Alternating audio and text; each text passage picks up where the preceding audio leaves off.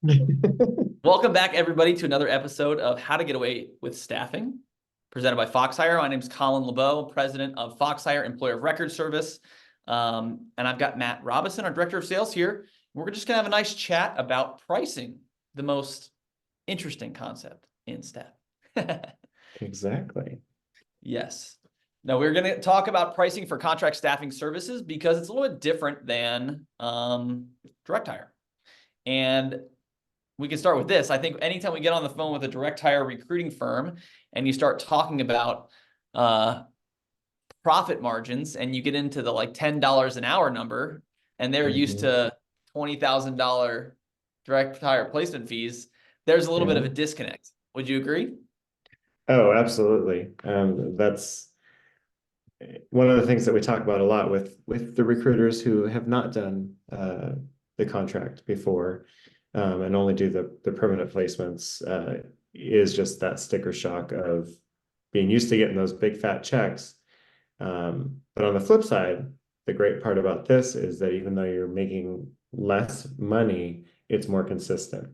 So you're not having to wait all those, weeks or months or, whatever to get that, but it's a much more consistent payday, which is nice.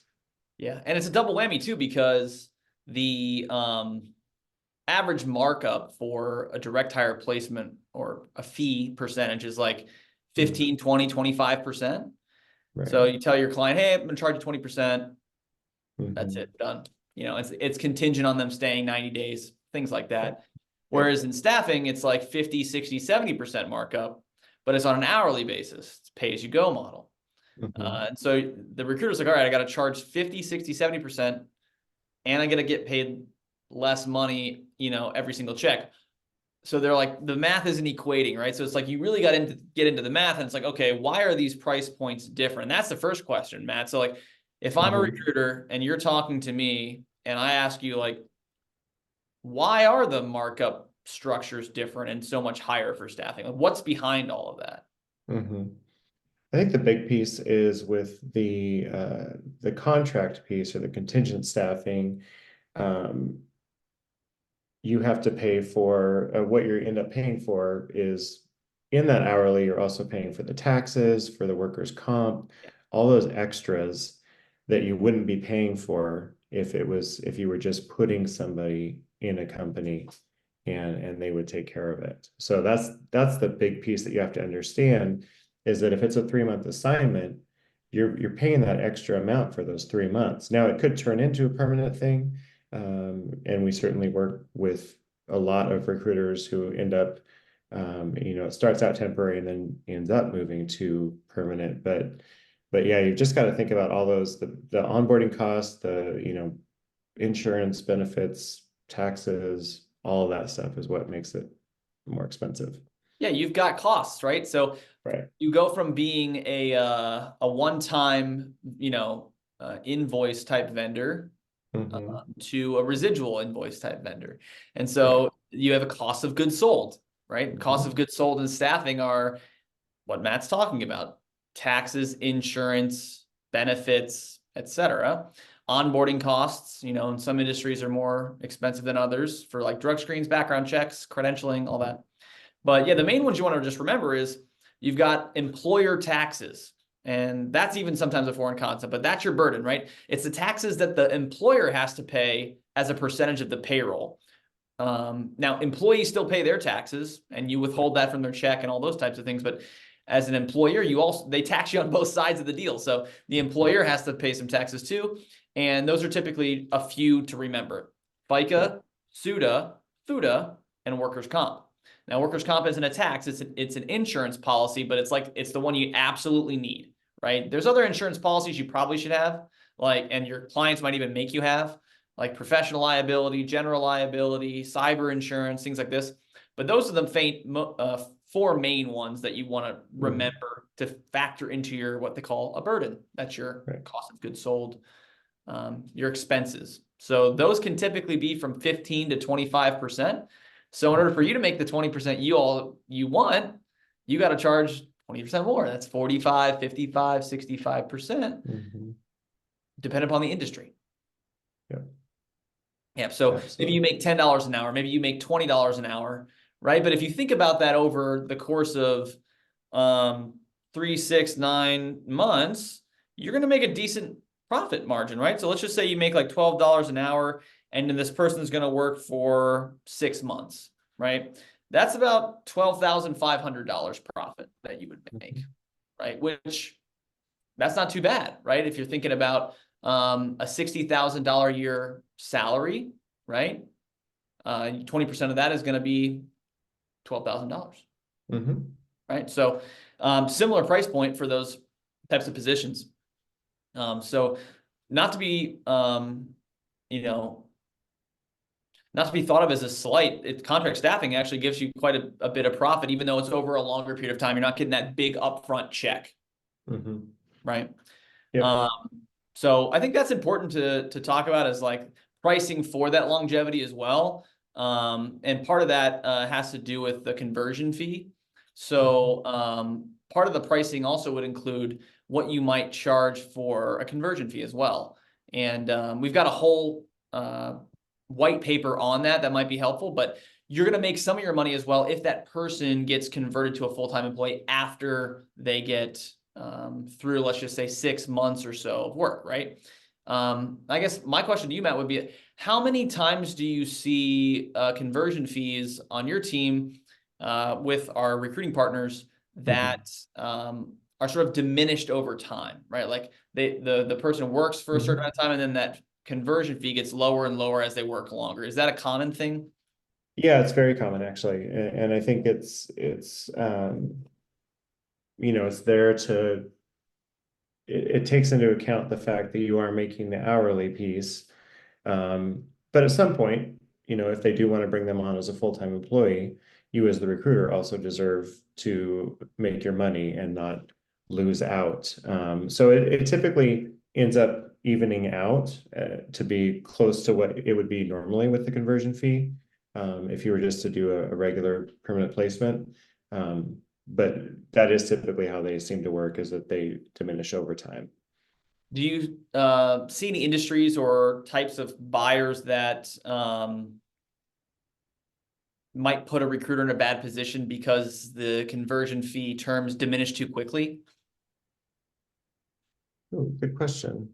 Like I remember seeing them in a lot in the MSP VMS contracts where it's like 600 hours and that's it. If they want to take them full time, they're free Mhm. and clear, no fee at all.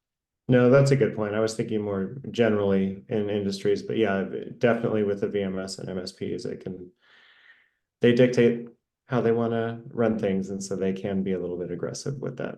Yeah, just to look at, because I think a lot of times people will look at Mhm. contracts, especially like if you're new to staffing, they won't take a look at that conversion fee. And what that conversion fee really is your protection of your asset, and that asset is the worksite employee that you've procured for that client.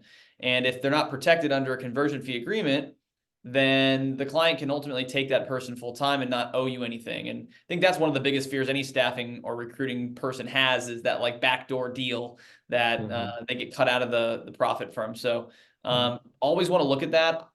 Go ahead. Oh, yeah. The other thing I was going to add is sometimes recruiters, when we talk to them, and they haven't done this before too, they are concerned that if they're working with an employer of record service such as Foxhire, that we're going to take a piece of that. Mm, And I know I can't speak for all EORs, but I know for Foxhire, that's yours. So even if they only work 1 week and the company decides to hire them, that full conversion fee would be passed to the recruiter. yep. So just something good to remember too. It's not putting you in a bad position to work with an EOR. Um, as far as the conversion fee goes, you're going to get the whole thing. Yeah, for sure. Good questions to ask any of the EOR vendors you might be evaluating, Mhm. how that's handled, but definitely would recommend getting familiar with some conversion fee structures. And a couple ways to do that, at least with us. We've got some white papers. I'm actually going to be doing a webinar in 2 weeks on that. So I guess this will air very, very closely to that. So head to our website. There should be a sign up link on the homepage for that webinar. But We also Go ahead. Sorry, if I can jump in too. We also offer standard verbiage that you can use in a contract Yep. for that fee.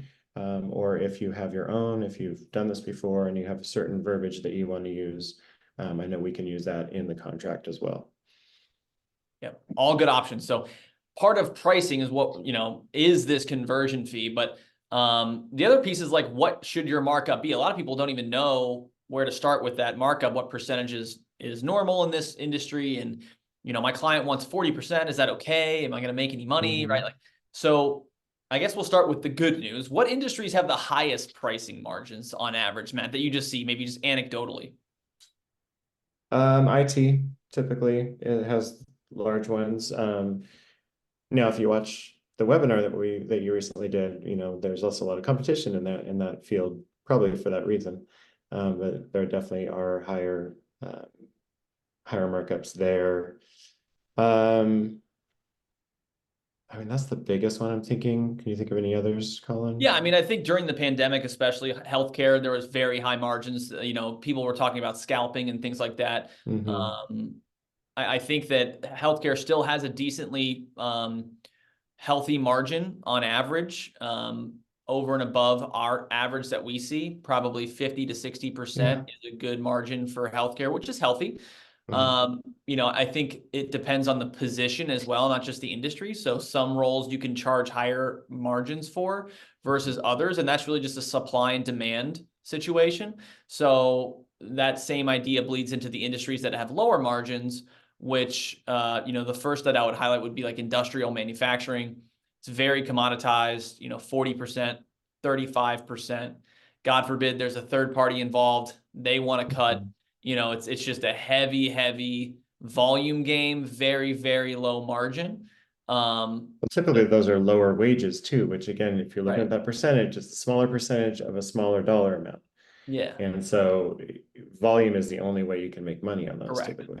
So it's like, what kind of business do you want to run? That's how you should think about your pricing model, right? If you want to run a high profit, high margin, low volume business, then you want to get into an industry or operate in an industry where that's possible.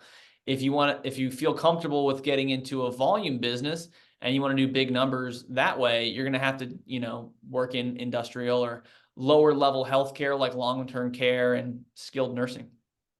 Those would be the industries that I would highlight, that are the lower end of things, most likely. Yeah, for sure. Events, staffing too, like anything that's like short-term events or like things like that are going to be lower profit margin as well.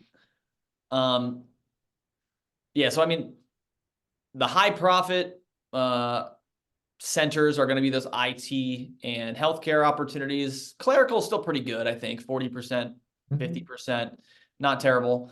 So always good to have a client that's willing to pay the price though. So it really comes down to you convincing your client that this is a good value. It's more difficult though with third parties involved, like vendor management systems, MSPs. So just be aware of that. But so Colin, sorry to interrupt. You mentioned convincing your client how it's worth it. How would you recommend that they do that? You've been in sales yourself and you've done that as well, but what are some of the ways that you would recommend that they sell it to their client? Yeah, I think you actually have to ask them the questions first, right? Like, why do you need this person? What about this solution, staffing as an example, is valuable to you, right? And then you can pull out the different pieces of value that actually apply to their situation, because staffing can be valuable for multiple reasons, right? But I think in general, it's a pay-as-you-go model. You can scale up and scale down quickly, dependent upon your needs as an organization. You don't have to worry about any of the HR issues. That's all on me. I find the people, I manage the people from an HR perspective. I do the payroll, I do the insurance. All you do is pay an invoice. You want to solve a project, you want to finish a project, great. Just worry about getting those people to do the project. Don't worry about the other things that I would have to be, in charge of, like back office, payroll, insurance, benefits, all that other stuff. And also don't complicate, if you're talking about bigger organizations, don't complicate your budget, right? Like headcount budget versus vendor budgets usually operate differently. And so if I'm pulling into the vendor budget, or pulling from the vendor budget for staffing services, usually a little bit easier than getting headcount approved, and then you got to get those people on benefits and all that stuff that comes along with full-time employment for those clients can be detrimental to them just wanting to accomplish what they are set out to do, finish their projects, spin up new business units, whatever the case may be. So I would say that's the value. Now, I'm not even talking about you finding the right people for them. That's the other part of the value too, and delivering a great experience. But as far as staffing and the components of it, I would highlight those things for sure.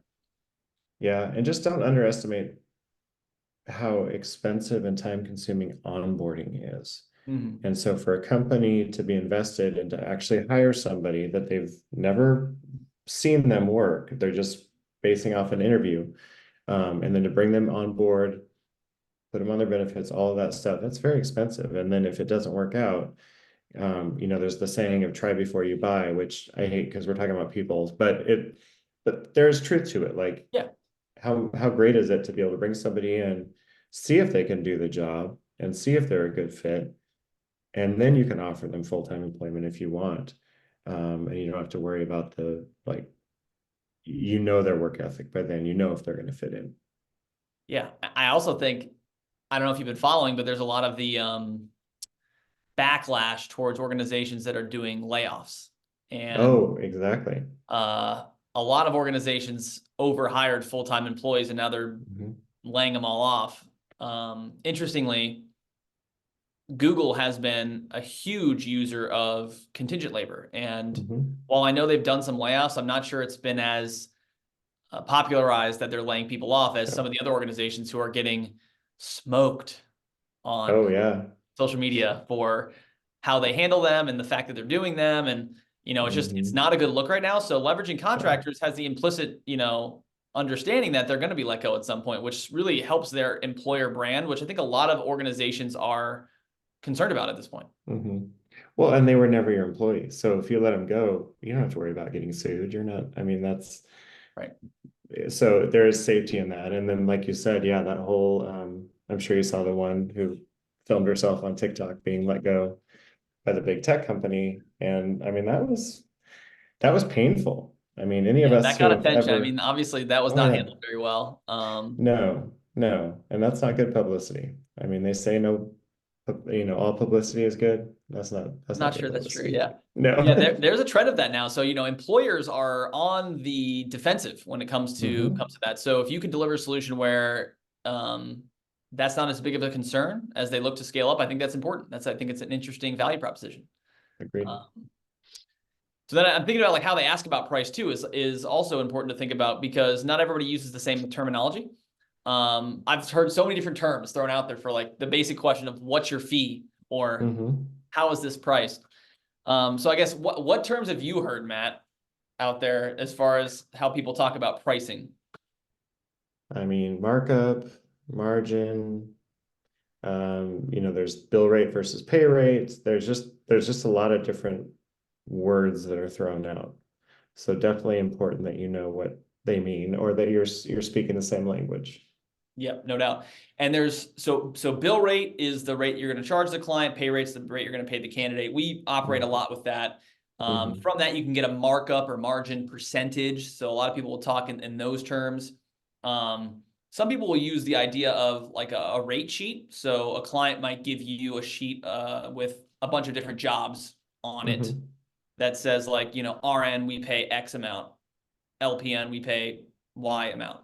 Right. So a rate sheet. Hey, can you send me your rate sheet? If you ever get that question, you don't know what that is. You're like, what's a rate sheet? You want to be able to speak that language. So definitely familiarize yourself with some of those terms when you think about pricing, because you want to give them the feeling that you know what you're talking about. You've been here before, things of that nature. And it can even differ across systems, right? If one hospital uses an MSP and another hospital doesn't, they could speak a totally different language, use totally different processes. And I think that also applies to how they might limit your pricing. So I know a concept that a lot of the recruiters you work with, Matt, face are capped bill rates. Can you maybe talk about what that means? Yeah, it really is what it sounds like. It's just we will only pay up to this amount. And so that's when you have to figure out if they say, this role is capped at $50 an hour. Well, you have to figure out what you can get somebody in there and willing to take the job for. If you pay them $35 an hour, is that enough to get them to get in the job? But do you also still have enough margin to cover you, to cover all the expenses? And so you really have to be able to look at the other side of it. If they give you a capped bill rate, to see if it's going to work for you and if it's going to work for your candidates. Yeah. And it gets more complex, I think, if the candidate might qualify for per diem, or they limit the markup on overtime. That can get, the math just blows your brain apart, because it's like, I'm charging, I have to pay the person time and a half, but I can only bill 1.3x. So there's a gap there of 0.2 that the margin gets decreased. So it's almost like overtime hours aren't even profitable. So if you're in healthcare or some other industries where there's a lot of overtime, you got to do that math too and say, okay, if this gets into overtime though, what's going on with that? How does that work? It's a lot of stuff there. Yeah, and like you said, healthcare is difficult because it's very hard to limit overtime in healthcare, especially if you're a nurse in a hospital. And I mean, there's rules about not being able to leave until the next shift. I mean, there's just a lot to watch out for there. An office job, you might be able to limit it and just say you are not allowed to work more than 40 hours. But then you also get into the fact that if they do work more, we still are legally obligated to pay them. So you can tell them not to work overtime, and it can become a performance issue, but it's still, once they work over the set amount, whether it's the 40 hours a week or depending on the state, the daily amount, you're obligated to pay them that 1.5 times that overtime. Yeah, so it can get complicated. It can get complicated. You got to do a lot of crazy math sometimes to figure out different projects and how they're going to look. But I think a good rule of thumb is, like, if you can get 55% or more, you're usually in good shape. Like, that's a good profit margin to target. Usually you're going to be decently profitable there. $10 to $15 an hour as a recruiting agency. Maybe a little bit lower in tougher states like California, New York, but in general, like, that's a good target to shoot for. So I would say, like, that would be my mindset going into it. Like, can I get that roughly 55% margin? Because I know that I'll make enough money, even if I don't do the math perfectly or some other scenarios come up, there'll be enough margin for me to have a good, performance from this agreement. That's usually my thought process on it. Yeah. I think most of our recruiting firms understand that that's like a good barometer for things. So yeah, once you get to 40 or even lower, that it's tough. And we've certainly had situations where we've had recruiters call and they're sharing the bill rate and the pay rate, and the margin is just not there. Sorry about the dog in the that's a background good there. point too. So you said sharing the bill rate and pay rate. So do you see a lot of recruiters sharing the pay rate, or the client knowing the pay rate? Or, because I feel like that's almost increased recently. I think it just feels like there's this desire for transparency across everything. So you're right. I think it is more common that they know, or they have to share, they're asked to share. So yeah, just that word transparency seems to be very important now. Yeah, transparency has become, because I think everybody knows that, hey, obviously staffing firms have to make money. They obviously pay less than they are paying to clients.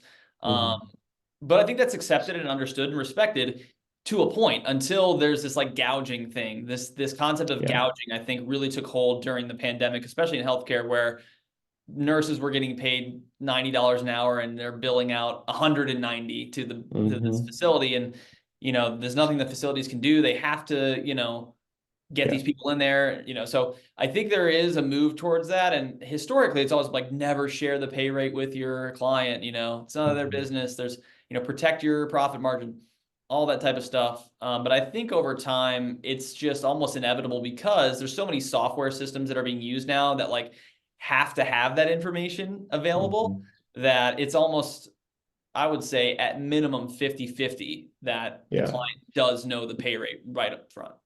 Agreed. Yeah. So That could be, that's completely anecdotal asterisk of my experience. So somebody that's maybe listening to this, like, that's not possible, maybe you're right. But that's the experience that I'm having right now, really, in talking to clients and recruiting firms that we work with, is transparency in your pricing is also important. And I think people respect that. I don't think anybody would, I don't think you're going to put yourself at a disadvantage by sharing that with your clients at this point in time. Yeah. Yeah, especially if you can justify the value of your service, right? They're not going to try to beat you up on price point. Yeah. Good point. Well, I hope that was helpful, guys. Pricing is an interesting conversation. Certainly, there's a lot more to dive into on the pricing conversation if you are to get into contract staffing, or if you're doing it now. But wanted to just share some concepts and see if that might be helpful to you guys. We're going to continue every week with our podcast, How to Get Away with Staffing. So we look forward to seeing you on the next episode. Thank you. Thanks, guys.